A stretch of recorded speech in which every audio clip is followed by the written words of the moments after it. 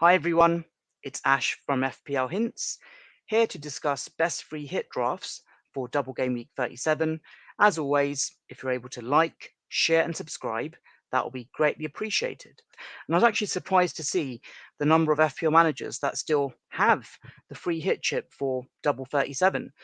So what I'll be doing is creating some drafts of different variations, and I'll also be using a SWOT analysis for each of those drafts as well. So we'll look at the strengths of each team, the weaknesses, the opportunities, as well as threats. Before we get into it, just a reminder of the double game week fixtures in 37 as per the FPL.team planner. So Brighton are away to Newcastle and home to Chelsea. Chelsea are away to Forest and away to Brighton. Man City are away to Fulham and away to Tottenham. And then United have Arsenal and Newcastle United at home. Then you've got Newcastle United, who've got Brighton at home and Manchester United away.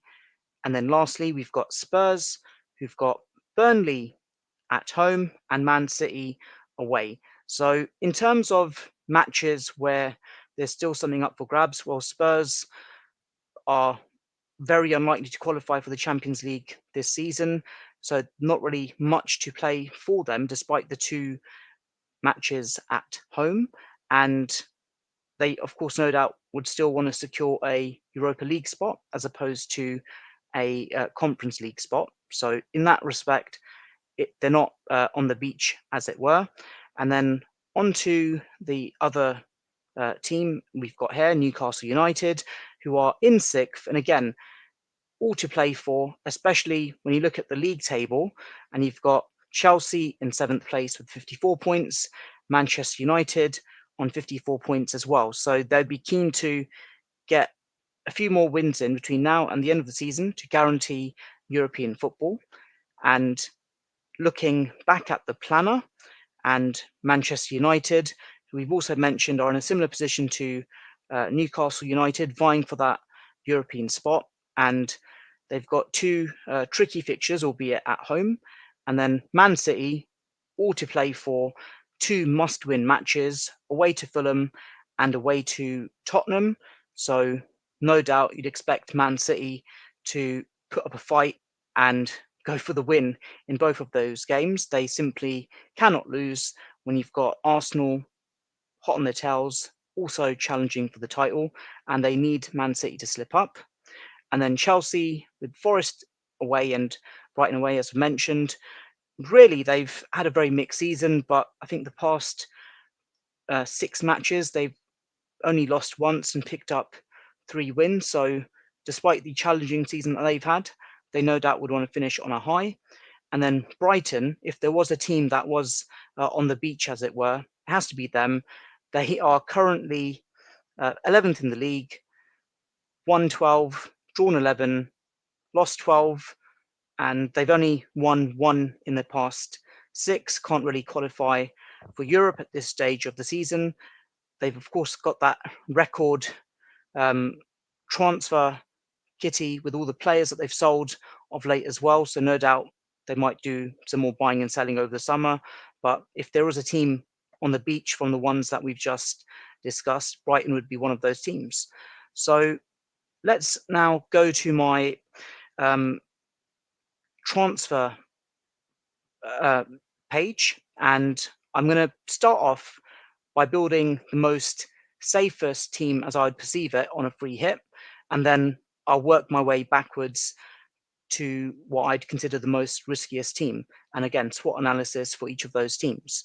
So if you're playing it safe, you're looking to secure a high rank, let's just sort it by forwards. You, of course, will have Haaland in your team, and let's just do it by the trending players.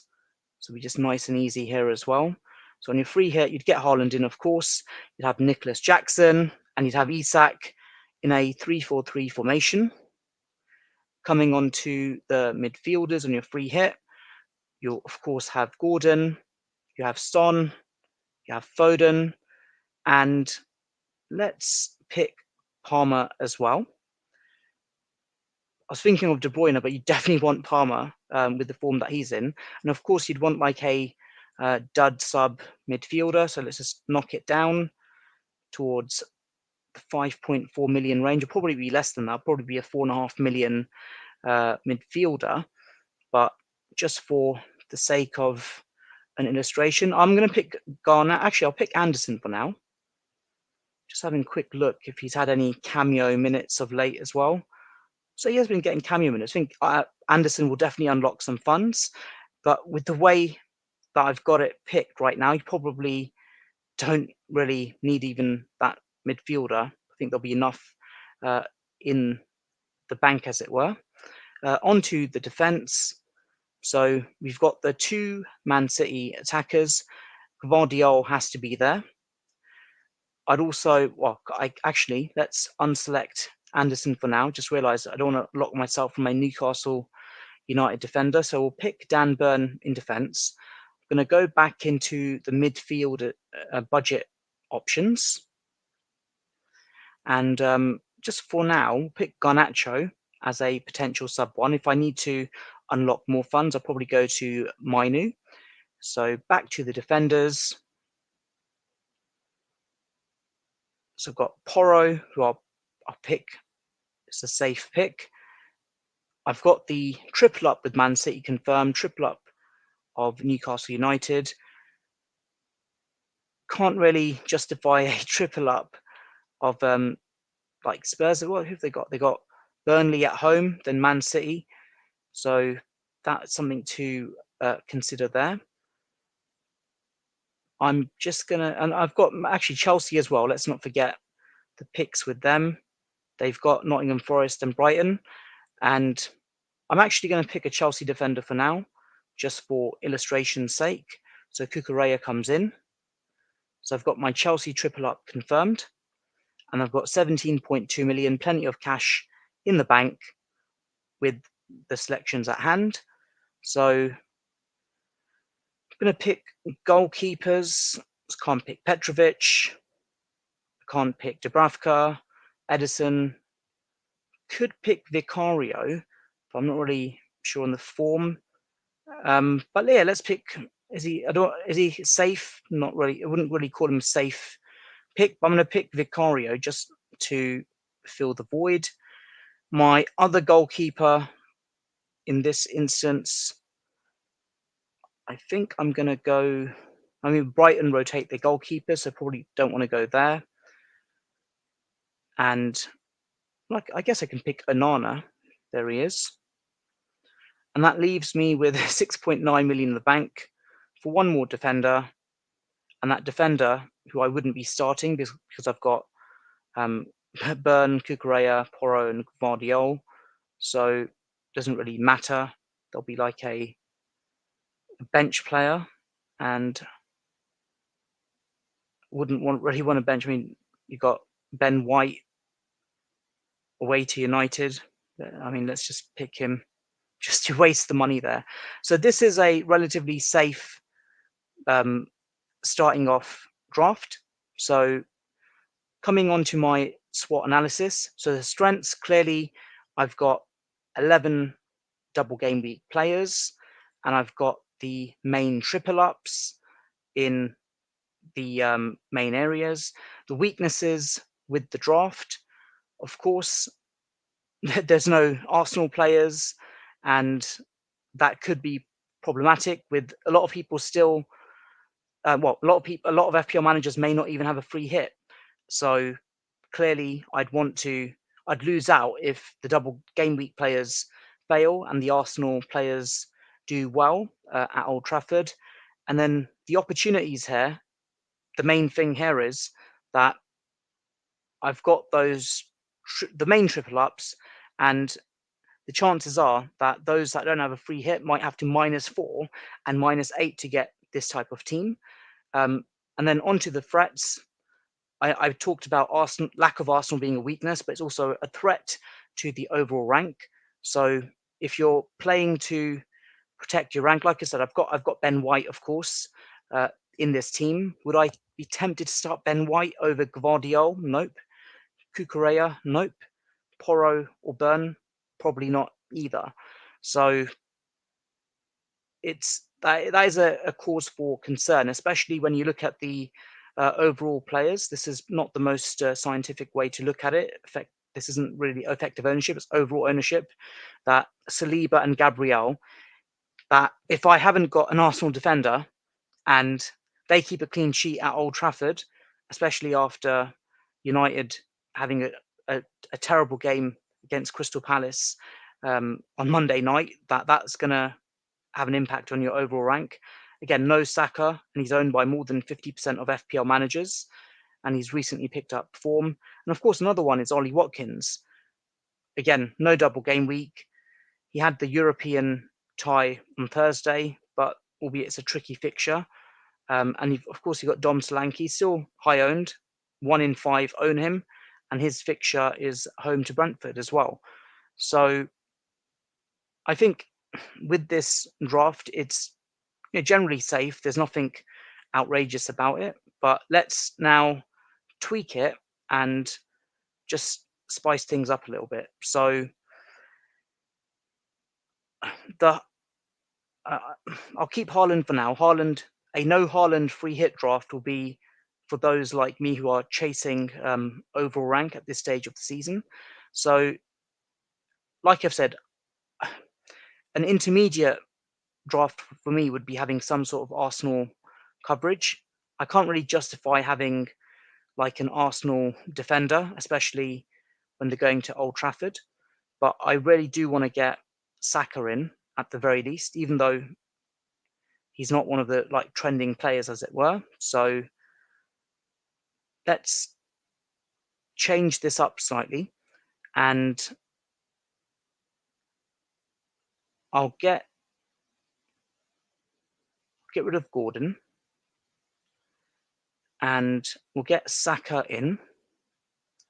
So of course I'm down by 1.8 million, and let's just say I'm going to risk it on a double Newcastle United defense to accommodate Saka. So Dubravka comes in. So I've got 1 million I need to unlock in the bank, and I've got triple Newcastle now. And the formation I'm looking at, it's still a 3-4-3 formation. And let's just thinking. I mean, with the problem with Spurs is the lack of that. Let's go to Ben White. We don't need him now because we've got our Arsenal covering in the team, and we'll just pick just a cheap defender. I mean, let's just pick Dunk. Am I going to pick Dunk actually? No, I'm not going to. Not really worth even considering. But I will pick another double game week player if I can. Is it Romero? Have I got the triple up still? I've got too many Spurs players. So get rid of Vicario because we'd start double Newcastle United defense. Transfers in. Let's lock it down to 5.4 million. Sorry, get a goalkeeper. And can't get Petrovic. Let's just pick David Raya for argument's sake. Not that we're going to start him. So again, like I've said, it's a 3-4-3 formation. Haaland, Jackson, Isak, Son, Palmer, Saka, and Foden. Burn, I'd start Burn, Porro, and Gvardiol. Cucurella, Romero can be subs, along with Garnacho, and then Dubravka would start in goal. So a quick SWOT analysis of this team. So strengths clearly are that there's more balance, and I've got like the main base. It's not like a all-in free hit team. So I've got my bases covered for the single game week players such as Saka, where Arsenal are still chasing for the title. And of course, he's on penalties as well. So you've got him in your team as that added piece of armory. I'd say the opportunity also here is that you're not completely like cashing out on double game week players. It's only the one double game week player that you're effectively sacrificing in place of Saka with his high ownership. the threats to the team at the same time, I would argue that like Anthony Gordon, like he's got quite high ownership, and it's a weakness as well that if Saka blanks at Old Trafford and Gordon absolutely hauls in both of his double fixtures, that it's not going to really do your rank the world of good. So there are some problems there in that respect. But I wasn't going to really jump to a no Haaland draft straight away, but I think it needs to be explored as well, especially those that are chasing rank and they've got nothing to lose. So in this instance, let's just go to our forwards and just get someone relatively cheap in. Let's say João Pedro. Of course, with João Pedro, had somewhat of a mixed season. He has started off late as well. Only the one goal since, let's go all the way down. Of course, he wasn't playing for a while. One goal since game week 23. So I wouldn't want to start him, but I would get him in as like a sub 1 or a sub 2. So now that I've done that, I'll get rid of Saka. And in this no Haaland draft, I'm going to pick De Bruyne as well. So just looking at the front, they've got 7.7 million in the bank. Palmer and Son. I was tempted, can't really justify not having Palmer. And yeah, I'm happy to have Son in here as well. I think the team is a bit lopsided. Let's just go to the forwards as well. I know Wilson recently has started. Only the one match. Can't really justify having him. And Højlund, who there was an opportunity for him really to like capitalize in his last two games. The games for United since game week 33, Bournemouth away, Sheffield at home, Burnley at home, Palace away, like, you know, they should have got more than just one win from 4 from those games. And Højlund should have picked up more than a goal there. So I can't really justify him. I really wanted to get Bruno Fernandes into this draft as well, but then still yellow flagged at the time of recording, so I couldn't really justify him at this moment in time. But look at that, 7.7 million in the bank. So this is a 3-5-2 formation. So let's get rid of Garnacho, of course. So got lots of money to use. So I'm going to pick Richarlison. A lot of opportunity with him. And of course, if you look at Richarlison's stats, he hasn't really been starting of late, I think due to fitness issues, I believe. But before that, he had a really good run in the team from just going all the way back now, from like game week 16 to 23. That's 4, 5, 6, 7, 8 goals in that period. So yeah, Spurs really could do with him firing on all cylinders once again. But I'm just looking at all the options. Let's just assume that Bruno Fernandes is available. So we'll pick him. So we've got Bruno Fernandes in this draft as well, 3-5-2 formation. Got plenty in the bank. I've got triple Spurs, triple Man City, triple Newcastle United. And it's just looking a bit lopsided at the same time. And just onto any defenders as well that I haven't really looked at. Can't really justify any of these beyond who I have. I'm going to get rid of Romero. We'll say we'll get like, who can I get? Can't really, I mean, just I was going to get Trent in just for the money, but yeah, it's just a triple up of that Spurs in defense just seems a bit weird to me. Let's just pick Dunk. So in this iteration, that's Dubravka and Burn in goal, but let's just look who else can we get in goal. Petrovic, nope. Pickford, who doesn't have a double. He is at home to Sheffield United. Is he at home? Yes, he is. And Sheffield United, of course, have nothing to play for, literally. So let's pick. I mean, is Dubravka going to outscore Pickford over 2 games? Away, well, home to Brighton, away to United. Yeah, let's have Pickford as an option as well. And let's have Onana as an option as well, because Onana's got 2 home games. And of course, they're tricky, Arsenal and Newcastle United, but you got the option to think on whether you want to start Onana or Pickford. I've got 3.7 million in the bank. Just reviewing the defenders one more time.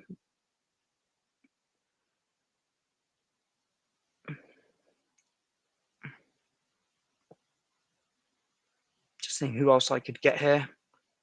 It's not really not a lot going on here, so can't really justify it anymore. So yeah, let's do the SWOT analysis. So with this team, it's clear the strengths are that I'm covering a number of different bases. The weaknesses are that there is no Haaland in this team, and it's very different. I say, relatively differential. And the opportunities here is the upside of being able to chase rank with the different players at hand. And at the same time, the threats are that if Haaland dares to even just breathe, forget even getting a fancy return, it's going to massively affect your overall rank. But as we can see with this draft, there are still a lot of high-owned players here, and I think we can go even more differential. So we can get rid of Jackson. Let's get rid of Son, and let's go back to the midfielders. Again, this would be dependent on the press conferences. We'll get Richarlison in. And in terms of the forwards, another thing that I do want to keep in mind is the golden boot race for this season as well, because while some teams won't have much to play for, just as a quick reminder, you've got Haaland, who is leading by 4 goals. So even if he blanked in 37 and Palmer scored just 2 goals, he'll be 2 goals behind. Isak, who's again way off as well, and Ollie Watkins, who was high up there, it's kind of like tailed off. You've got Mohamed Salah, let's not forget, with his tally, and Dom Solanke and Son further down. And just to remind myself, with Liverpool in particular, if I just get Liverpool up, and you look at the fixture that they have, it's away to Aston Villa, but let's not forget Aston Villa were playing Thursday night football, and in terms of where they're standing is in the league right now as well. Can we say that like Aston Villa are secure for Champions League football? If I just go back to the Premier League table, like Spurs, if they win all their games and Aston Villa, Spurs would need to win all 3, and Aston Villa would literally need to just win 1 game to qualify for Champions League football. So just to remind myself of who Aston Villa have got in their remaining fixtures as well. So they've got Liverpool at home, Palace away. So I think it's quite tricky for them in both of those games. But it's going to be a tough one. But what I'm going to do with my forwards in this final riskier draft is let's just pick Højlund with the 2 home games in this final no Haaland draft. And on top of that, if I just go to my midfielders,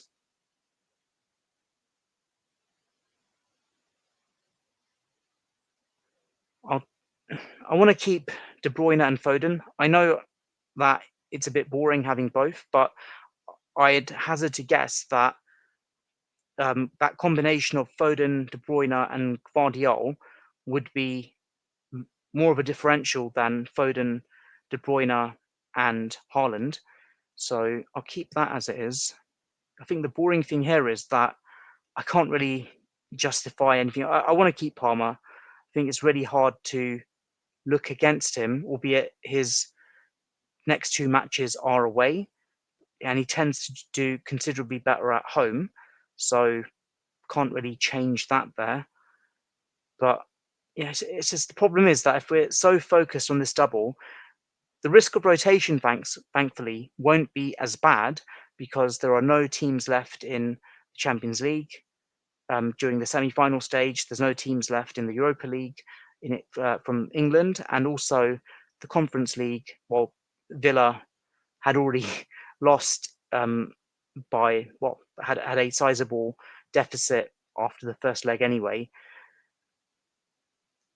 I mean, from the defenders, I'm just looking. Is there anyone I could really justify beyond the obvious picks? There really isn't much else. I mean, let's just say get rid of Dunk. I'll get Branthwaite in. I'd start, and this is it. Like you've got Gvardiol. I'd start Gvardiol definitely. Cucurella possibly. There's a case to not start Porro, but then you've got Burn as well. Branthwaite could be a potential third choice if you really want to try something different. But if you want to go completely rogue here, let's just say that Bruno Fernandes is still yellow flagged minutes before the deadline. Someone who is hardly being bought right now is Mohamed Salah against a tired Aston Villa team. So again, with this team, what you're effectively doing is you're not going fully heavy on your double game week players, albeit you are, but very differential. If you really wanted to make it different, you'd get rid of Isak, and instead of Isak, you can get, let's just say, can't really justify any of those picks, to be honest with you. Yeah, I want to keep Isak, so restore him, but I want to get Gordon in, but then who would you sell? There's just, the problem is that money is no object. I mean, just to sum up, money is no object in this double game week, but just a quick SWOT analysis. The weaknesses are obviously there's no Haaland, and I've not maximized the double game week coverage. The threats are there's no Haaland. Opportunities are the upside if I'm chasing. That there's really nothing to lose here. And the strengths are that I'm not putting all of my eggs in the double game week basket. And I've given that variation with Bruno, without Bruno. And yeah, Højlund is just a rogue pick, really. Just breaks up the template we had at the start of Haaland, Isak, and Jackson. And the midfield is fairly template as well at the start. And then I've evolved it by having De Bruyne in there, Richarlison in there, and even Mohamed Salah and Bruno. The defense is harder to have variation from. I just really can't look beyond who the template trending players are. Just look at them, what they got to offer. Okay, get rid of Gvardiol, get Walker in. Might be a bit of variation there. And then get rid of Porro, get Romero in.